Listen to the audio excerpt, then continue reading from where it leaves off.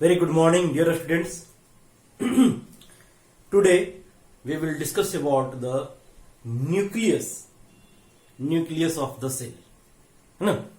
Which is known as control room of the cell, office of the cell, or brain of the cell. Correct? Nucleus को हम लोग office of the cell, control room of the cell, brain of the cell बोलते हैं. क्यों बोलते हैं ऐसा? Clear? जब हम लोग न्यूक्लियस का पूरा स्ट्रक्चर, उसका फंक्शन समझ लेंगे तो खुद ब खुद ये बात क्लियर हो जाएगा कि क्यों उसको इस प्रकार का उपनाम या कॉमन नेम दिया गया है. Generally each cell, each eukaryotic cell, mind it, each eukaryotic cell must have at least one nucleus. सभी यूकैरियोटिक सेल में एक न्यूक्लियस होते हैं, but there are exceptions also. Some eukaryotic cell does not contain nucleus, while some eukaryotic cell contain more than one nucleus. ठीक है? What are the examples? The mature RBC, mature red blood cell, they did not contain nucleus. Mature sieve tubes, sieve tubes नाम सुने होंगे आप लोग. It is a component of phloem tissues. Phloem होता है ना प्लांट में, which help to conduct synthesize food from one part of plant to another part of plant, generally from leaf to other part of plant. Right? तो उसी phloem का एक component होता है सीव ट्यूब. क्लियर? वो sieve tube भी without nucleus होता है. तो प्लांट में एक हम लोग याद रखेंगे बिना न्यूक्लियस वाला कौन है? Sieve tube. एनिमल में हम लोग याद रखेंगे अपने बॉडी में ही मैमेलियन आरबीसी. ठीक है? हमारे बॉडी में जो आरबीसी है वो बिना न्यूक्लियस का, mature RBC. Clear?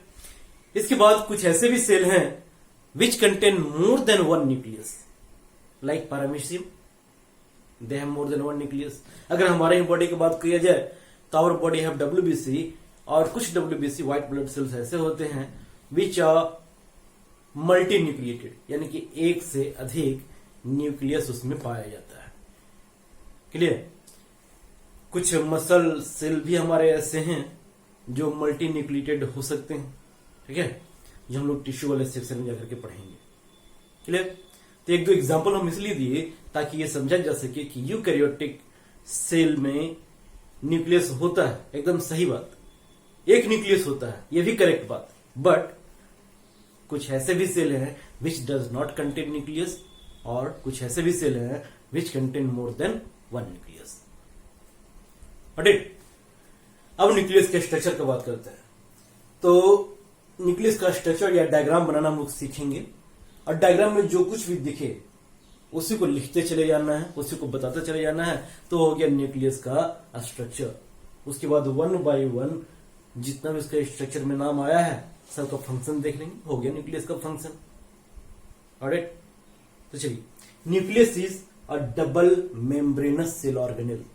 Double membranous कहने का मतलब इट कंटेन टू मेम्ब्रेन. ठीक है? दो मेम्ब्रेन होता है इसके ऊपर, दो मेम्ब्रेन से एक घिरा हुआ है. It is double membranous. This is the inner membrane, और जो बाहर में है वो outer membrane. Right? Inner membrane और आउटर मेम्ब्रेन दो मेम्ब्रेन का बना हुआ होता है. That's why it is double membranous cell organelle. Clear? Its outer membrane extended to form endoplasmic reticulum. Right? सब में हो सकता है, बट हम लोग दो में रिप्रेजेंट किए हैं, या रिप्रेजेंट नहीं भी करें तो कोई बात नहीं. ये रिप्रेजेंट बस इसलिए किया गया है ताकि आप लोग समझ सकें कि जो इंडोप्लाज्मिक रेटिकुलम होता है that is just extension of outer membrane of endoplasmic reticulum. Outer membrane of nuclear membrane. Nuclear membrane का जो बाहरी मेम्ब्रेन है वही एक्सटेंड होकर के इंडोप्लाज्मिक रेटिकुलम बना. ठीक है?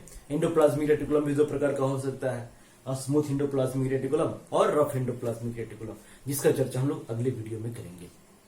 क्लियर? अभी इतना ही जानते हैं हम लोग कि न्यूक्लियस डबल मेम्ब्रेनस है, इसका आउटर मेम्ब्रेन एक्सटेंड होकर के इंडोप्लाज्मिक रेटिकुलम बना सकता है.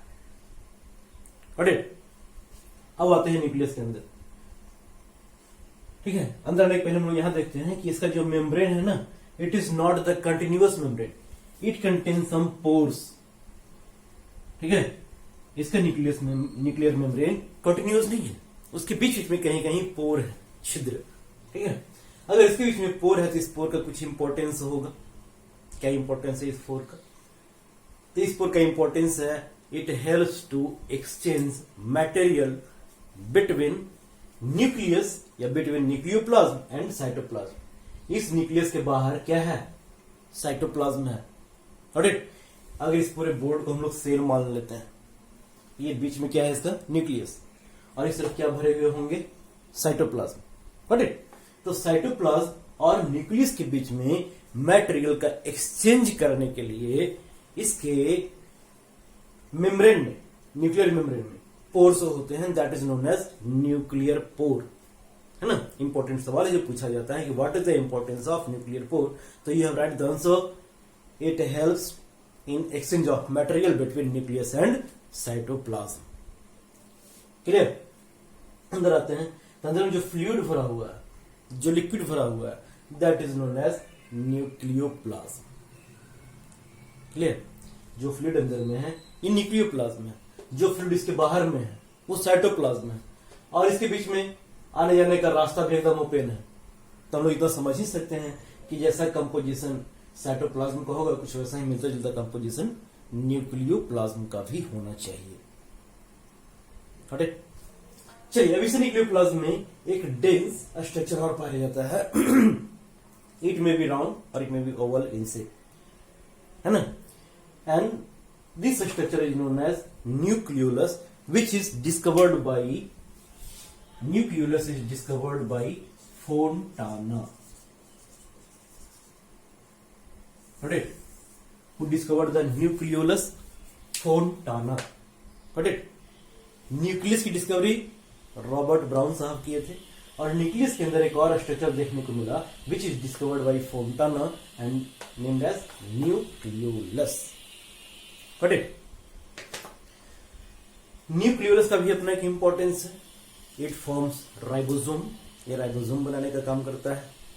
Ribosome is made up of RNA and some protein, ये राइबोसोम बनाने का काम करता है। And ribosome is known as protein factory of the cell, यानी कि किसी भी सेल के अंदर जो भी प्रोटीन बनता है, सेल को कोई भी काम करने के लिए प्रोटीन बनाने की जरूरत पड़ता है, और वो प्रोटीन बनाने के लिए राइबोसोम होना जरूरी है। और वो राइबोसोम कौन बनाता है? न्यूक्लियोलस। इस प्रकार से देख सकते हैं कि मात्र एक ही काम करता है, और एक ही काम करके ये सेल के लगभग फंक्शंस को रेगुलेट करने का काम कर सकता है। अगर ये राइबोसोम न बनाए तो सेल कोई प्रोटीन नहीं बना सकता, और सेल प्रोटीन नहीं बना सकता मतलब सेल कोई फंक्शन नहीं कर सकता। समझ में आई बात? ये है न्यूक्लियोलस का इंपॉर्टेंस। Got it? चलिए उसके बाद आते हैं, एक थ्रेड जैसा स्ट्रक्चर इसमें दिख रहा है। ठीक है, इसको और डेंस बनाया जा सकता है, बट अगर ज्यादा डेंस हम लोग बनाएंगे तो डायग्राम हमारा देखने में बहुत ही अच्छा नहीं लगेगा, इसलिए हम लोग ज्यादा डेंस नहीं बनाते, थोड़ा सा थ्रेड लाइक स्ट्रक्चर बना के छोड़ दिए हैं। This structure is known as chromatin network. Chromatin network, है ना, इसको क्रोमैटिन नेटवर्क भी बोलते हैं, क्रोमैटिन मटेरियल भी बोलते हैं, क्रोमैटिन रेटिकुलम भी बोलते हैं। क्लियर?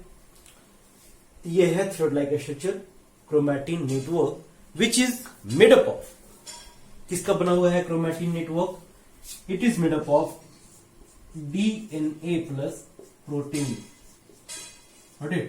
प्रोटीन में भी अगर नाम पूछा जाए तो हम लोग उसका नाम बता सकते हैं, it is made up of DNA and histone protein. Correct? Chromatin network is made up of DNA and histone protein. Clear? अब डीएनए क्या होता है और हिस्टोन प्रोटीन का क्या रोल है? DNA is known as genetic material. Genetic material कहने का मतलब क्या हो गया? या हेरिडिटरी मटेरियल भी इसको बोलते हैं, है ना। जेनेटिक मटेरियल इसलिए बोल रहे हैं बिकॉज यही डीएनए जीन बनाता है। ठीक है, या यूं बोले कि इसी डीएनए का एक पार्टिकुलर सीक्वेंस जीन कहलाता है। और एक जीन किसी एक फंक्शन, किसी एक कैरेक्टर को रिप्रेजेंट करता है। और एक एग्जाम्पल लेके चलते हैं। जैसे जितने भी ऑर्गेनिज्म हैं, अदर ऑर्गेनिज्म की बात छोड़िए, अगर हम लोग ह्यूमन बीइंग का बात करें ना, तो वही एग्जाम्पल ज्यादा आसानी से समझ में आता है। किसी भी ह्यूमन बीइंग को देखें तो उस ह्यूमन बीइंग का जो भी अपना शेप है, साइज है, उसका फेस प्रोफाइल है, हेयर कैसा होगा, आईज कैसा होगा, उसकी आवाज कैसी होगी, व्यवहार कैसा होगा, है ना, हर चीज उसके डीएनए में प्रेजेंट होता है। और वो डीएनए मिलता है उसे पेरेंट्स से, यानी कि पेरेंट्स से वो कैरेक्टर ऑफस्प्रिंग यानी कि बच्चों में आते हैं। तो पेरेंट्स से बच्चों में उस कैरेक्टर को लाने का काम कौन करता है? वो लाने का काम करता है DNA. So it is called hereditary material. Clear? हम कैसे दिख रहे हैं, हमारा शकल सूरत कैसा है, हमारी आंखें कैसी हैं, हमारा नाक कैसा है, लिप कैसा है, हेयर स्टाइल कैसा है, हमारी आवाज कैसी है, बात व्यवहार कैसा है, each and everything is written or coded in our DNA. So DNA is called hereditary material. Clear? तो डीएनए एक लंबा सा सीक्वेंस होता है। इसी लंबे से सीक्वेंस में लीनियर सीक्वेंस है ना, इसी लीनियर सीक्वेंस का एक छोटा सा हिस्सा, एक छोटा सा part which represents any particular character, any particular trait, ठीक है। तो उस पार्टिकुलर कैरेक्टर को रिप्रेजेंट करने वाले यूनिट को हम लोग बोलेंगे जीन, ठीक है। क्लियर? क्या बोलते हैं उसको? Gene. Gene is sequence of DNA. DNA का एक पार्टिकुलर सीक्वेंस है which represents any particular character, is known as gene. So gene is known as hereditary unit. Clear? Unit मतलब एक इकाई बोलते हैं हम लोग, चूंकि ये कैरेक्टर को रिप्रेजेंट कर रहा है, सो it is hereditary unit and DNA is the hereditary material. Clear? अब इसी जीन से ये जेनेटिक वर्ल्ड बना है, ठीक है। चूंकि जीन प्रेजेंट होता है डीएनए में, या डीएनए के सीक्वेंस को हम लोग जीन बोलते हैं, इस प्रकार से भी कह सकते हैं हम लोग। So it is also known as, DNA is also known as genetic material. समझ में आई बात? एक और वर्ड आप लोग सुने होंगे, और वो वर्ड है क्रोमोजोम, ठीक है। ये क्रोमोजोम क्या होता है? What is chromosome? यहां तो क्रोमैटिन दिख रहा है, और एक नया वर्ड हम लोग सुने अब, chromosome. Condensed form of chromatin is known as chromosome. During cell division, जब सेल डिवीजन हो रहा होता है, तो उस सेल डिवीजन के दौरान या सेल डिवीजन के जस्ट पहले, ठीक है, ये जो क्रोमैटिन नेटवर्क है, ऐसे लंबा सा उलझा हुआ थ्रेड लाइक स्ट्रक्चर, इसको कंडेंस करके छोटे से रॉड लाइक स्ट्रक्चर में कन्वर्ट कर दिया जाता है, ठीक है। उस छोटे से रॉड लाइक स्ट्रक्चर को हम लोग बोलते हैं क्रोमोजोम। ये कैसा बन जाता है? ये बन जाता है समथिंग लाइक दिस।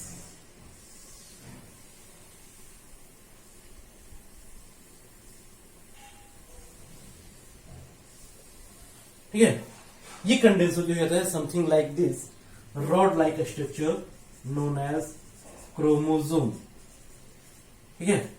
तो अब पूछा जाए chromosome is made up of, किसका बना हुआ होता है क्रोमोजोम? सेम आंसर हमारा वही होगा, DNA plus histone protein, but क्योंकि चीज वही है, बस इसका साइज कंडेंस होकर के छोटा हो गया है। क्लियर? ऐसे ये शर्ट है, ओपन है, फैला दिए हैं ऐसे, या किसी बेडशीट का बात करें, फैला हुआ है ऐसे, और उसी को हम लोग फोल्ड करके पैकेट में बंद कर दें, तो क्या उसका कंपोजिशन बदल जाएगा? नहीं ना। इन सेम वे ये ओपन है, उलझा हुआ है, ठीक है, तब बोल रहे हैं कि ये बना हुआ है डीएनए एंड प्रोटीन का। अब यही कंडेंस होकर के छोटा हो गया, तो कंपोजिशन तो वही रहेगा ना। तो it is also made up of DNA and protein. Clear? It also contains gene, sequence of DNA, each and everything. अब बात यह रहा कि इसको छोटा क्यों किया गया, क्रोमोसोम के रूप में क्यों बदल दिया गया। ठीक है, तो ये बदल दिया गया इसलिए ताकि आसानी से इजिली इसका डिवीजन किया जा सके, इक्वल डिवीजन। जब सेल डिवीजन होता है ना, तो सेल डिवीजन के पहले क्रोमोसोम के रूप में कन्वर्ट कर दिया जाता है ताकि इक्वली डिस्ट्रीब्यूट किया जा सके क्रोमोसोम को दो डॉटर सेल्स में। एक सेल है और एक सेल डिवाइड होकर के दो डॉटर सेल बन रहे हैं। क्लियर? तो जब दो डॉटर सेल बन रहे होते हैं तो उस टाइम में दोनों में क्रोमोसोम का होना जरूरी है ना, और क्रोमोसोम का इक्वल डिवीजन होना भी जरूरी है।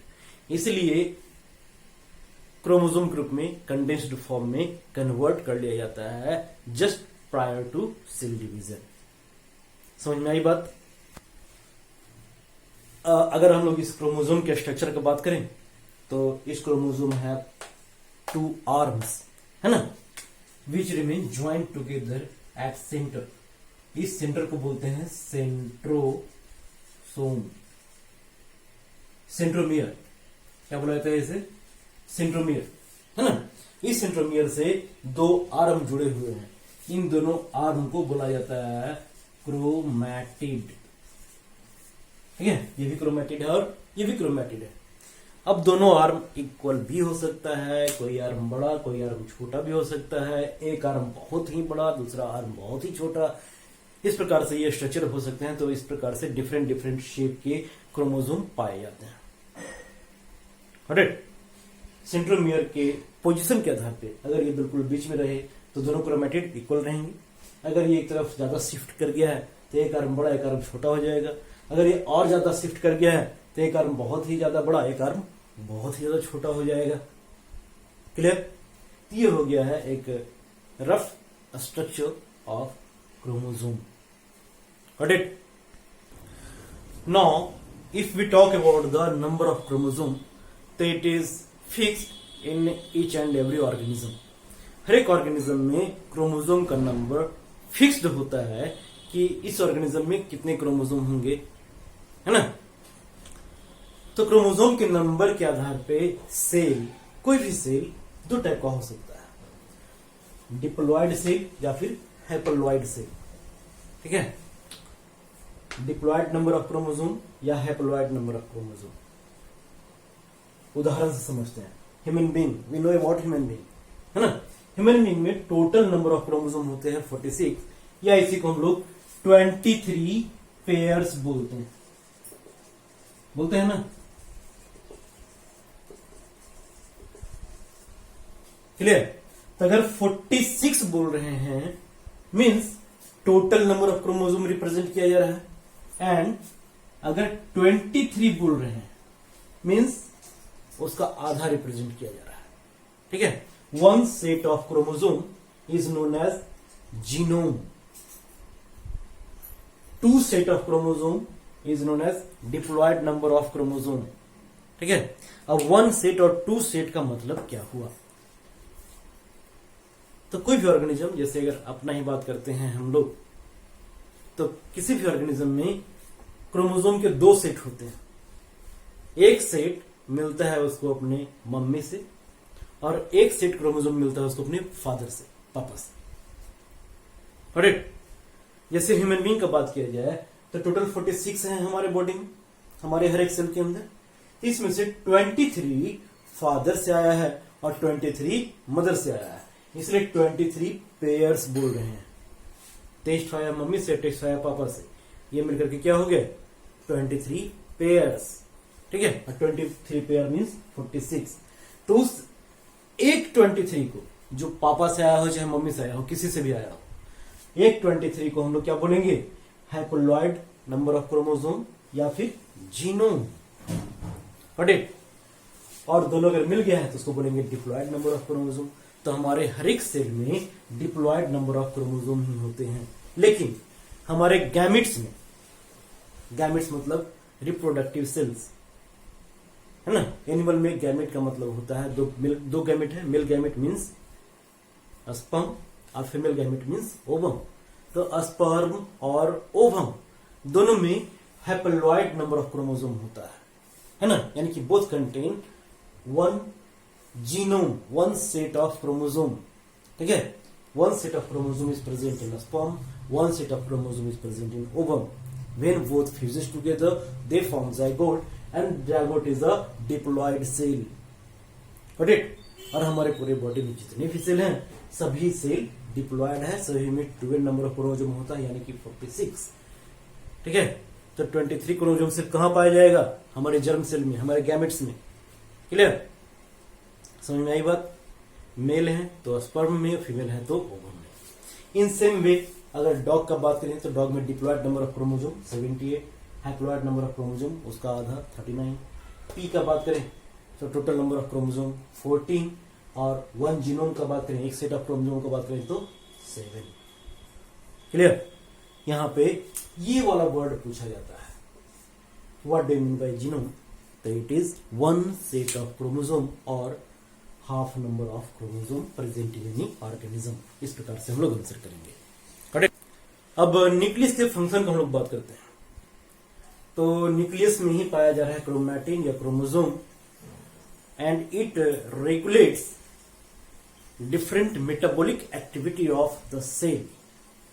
सिर्फ सेल का ही बात नहीं, हमारे किसी भी ऑर्गेनिज्म का हर चीज, उसका बिहेवियर, उसका फंक्शन, उसकी एक्टिविटी, हर चीज को रेगुलेट करने का काम उसका क्रोमोसोम या क्रोमैटिन ही करता है, और ये प्रेजेंट होता है न्यूक्लियस के अंदर. So nucleus is known as office of the cell, brain of the cell, या control room of the cell. Got it? Clear रहा था? तो जो सवाल शुरू में हम लोग खड़े किए थे वहां तक, उसके आंसर तक हम लोग पहुंच गए. अब देखिए, न्यूक्लियस के प्रेजेंस या एब्सेंस के आधार पे there are two types of cell, either prokaryotic और eukaryotic. So on the basis of presence or absence of nucleus, there are two types of cell, prokaryotic cell and eukaryotic cell. इसे हम लोग prokaryote and eukaryote भी बोलते हैं, है ना. तो न्यूक्लियस के अलावा और भी कुछ डिफरेंस है, तो उन सारे पॉइंट्स का हम लोग चर्चा करते हैं. क्योंकि सवाल ये पूछा जाता है कि differentiate between prokaryote and eukaryote, prokaryotic cell and eukaryotic cell, इस प्रकार से सवाल पूछे जाते हैं, है ना. तो डिफरेंसेस जब भी लिखना हो तो हम लोग इस प्रकार से कॉलम बना करके लिखते हैं, और उन डिफरेंसेस को याद करने का सबसे आसान तरीका ये है कि हम लोग उन पॉइंट्स का चर्चा करें जिस पॉइंट पे दोनों के बीच में फर्क बताना है. ठीक है? क्लियर? डिफरेंशिएशन या डिफरेंशिएट तभी कर सकते हैं जब एक पार्टिकुलर पॉइंट पे दोनों में फर्क हो. दो अलग अलग पॉइंट लेके हम लोग डिफरेंशिएट नहीं कर सकते. क्लियर? तो चलिए शुरुआत करते हैं हम लोग प्रोकैरियोट और यूकैरियोट के बीच में. पहला बात करेंगे हम लोग न्यूक्लियस का. ठीक है? तो प्रोकैरियोट में न्यूक्लियस एब्सेंट होगा और यूकैरियोट में न्यूक्लियस प्रेजेंट होगा. क्लियर? प्रोकैरियोट में न्यूक्लियस एब्सेंट और यूकैरियोट में न्यूक्लियस प्रेजेंट. एक्चुअली देखा जाए तो ये बात इसके नाम में ही छुपा हुआ है. यू का मतलब होता है ट्रू, कैरियोट मीन्स न्यूक्लियस, प्रो का मतलब है फॉल्स, है ना. और कैरियोट मीन्स न्यूक्लियस, इसमें नकली न्यूक्लियस है, इसमें असली न्यूक्लियस है. असली न्यूक्लियस है मीन्स उसका न्यूक्लियस न्यूक्लियर मेम्ब्रेन से घिरा हुआ है, न्यूक्लियस के सारे स्ट्रक्चर पाए जा रहे हैं. और ये फॉल्स न्यूक्लियस है, मतलब न्यूक्लियस उसका घिरा हुआ नहीं है. ठीक है? न्यूक्लियर मेम्ब्रेन नहीं है. तो फॉल्स न्यूक्लियस कहने का मतलब क्या हो गया? तो मतलब ये हो गया कि उसमें न्यूक्लियस नहीं है बट क्रोमोसोम होता है. ठीक है? जनरली क्रोमोसोम पाया जाता है प्रोकैरियोट में, और ये क्रोमोसोम सर्कुलर होता है और ओनली वन, एक ही क्रोमोसोम होता है.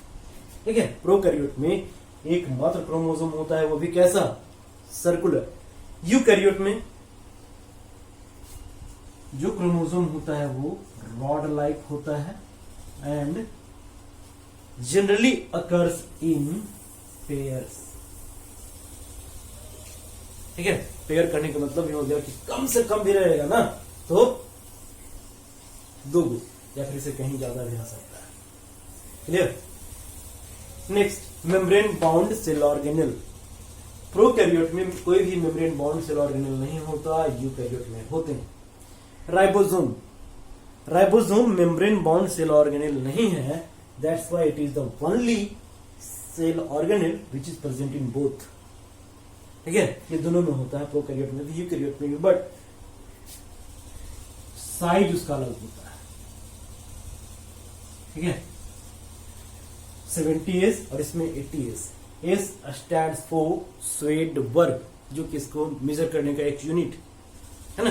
जैसे कि लेंथ मेजर करना है तो 10 मीटर, 5 मीटर, 10 m, 5m ऐसे लिखते हैं, या सेंटीमीटर लिखते हैं। वजन करना है तो केजी लिखते हैं, ग्राम लिखते हैं। इन सेम वे राइबोसोम के साइज को मेजर करने के लिए क्या यूनिट हम लोग इस्तेमाल करेंगे, स्वेड वर्ग, रिप्रेजेंटेड बाई S। तो सिंपली दिख रहा है कि प्रोकैरियोट का राइबोसोम छोटा है 70S और इसका राइबोसोम बड़ा है यानी कि 80S। साइज का बात किया जाए प्रोकैरियोटिक और यूकैरियोटिक सेल का, तो जनरली प्रोकैरियोटिक सेल स्मॉलर होते हैं और ये लार्जर होते हैं, है ना। समझ में आई बात। तो हो गया प्रोकैरियोट और यूकैरियोट का डिफरेंस। चलिए नेक्स्ट वीडियो में हम लोग मिलेंगे सेल ऑर्गेनेल के साथ। So take care.